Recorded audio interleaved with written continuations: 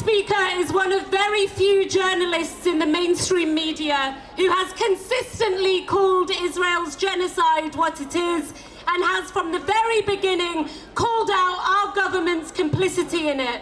For 22 months he's been reporting on it. Please give a very warm welcome to Owen Jones.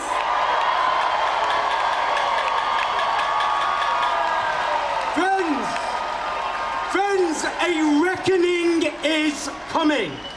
No genocide was so documented as it happened. No genocide was so confessed to as it happened. Israeli leaders told the world that they saw the Palestinian people as the enemy, as human animals. They told the world they'd wipe Gaza from the face of the earth and build what they called a city of tents. They told the world they would cut off the essentials of life. All of this was confessed to from day one.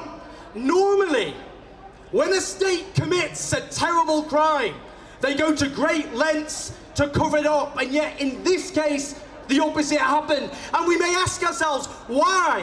Why self-incriminate yourself so openly, so flagrantly? And the answer is simple, because Israeli leaders knew from the beginning they had total impunity granted to them by our political elites and my colleagues in the Western media who facilitated this genocide from day one. Israeli leaders knew that they could exterminate and obliterate with abandon. They knew they could destroy hospitals, schools, they could murder frightened children, and they could bury screaming babies in rubble. They could torture, they could rape, and they could starve an entire people and get away with it, and my goodness were they correct. Now after 21 months of daily genocidal depravity, as images of emaciated Palestinians become impossible to suppress, a pandemic of hand-wringing has broken out amongst my colleagues in the Western media and in the corridors of power. But it is not driven by any desire to save the Palestinian people from the apocalyptic ruin imposed upon them by the West. It is driven by a desperation to save reputations and indeed to preserve the freedom of the politicians who armed and facilitated this genocide, because mark my words, one day they will be hauled before the courts, and one day they will be sent to prison for war crimes and complicity in genocide. A reckoning is coming. A reckoning is coming. In October 2023, I wrote a column with these following words. I wrote, as the calamity of Israel's onslaught against Gaza becomes apparent, those who cheered it on will panic about reputational damage and plead their earlier ignorance. Do not let them get away with it this time. And friends, we're not going to let them get away with it, because a reckoning is coming. A reckoning is coming. And today the architects of genocide have turned the world on its head.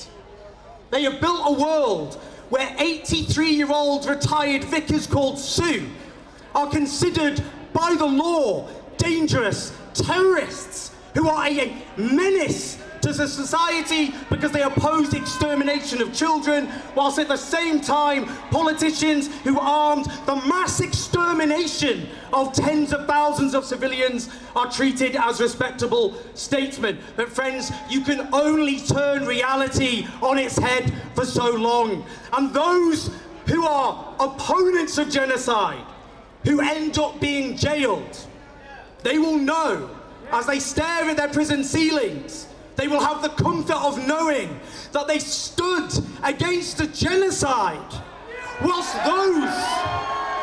those in the future, because the tables will be turned. One day, we will have a government that doesn't need to draw up new laws to prescribe people who oppose genocide. They will simply enforce the existing law, the Genocide Convention of 1948, which criminalizes complicity in genocide and imposes a legal obligation on a government to prevent genocide. And friends, they will be dragged away. and they will be hauled before the courts. And when they are staring at prison ceilings, they will have no such comfort. All they will have is the screams of Palestinian children to torture them for the rest of their lives. Friends, accountability is coming. Justice will come. Time is running out for the complicit. Tick, tock, tick, tock, tick, tock, tick, tock. They will go to prison.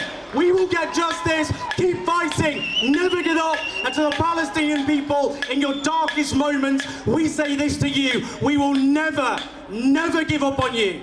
Free Palestine.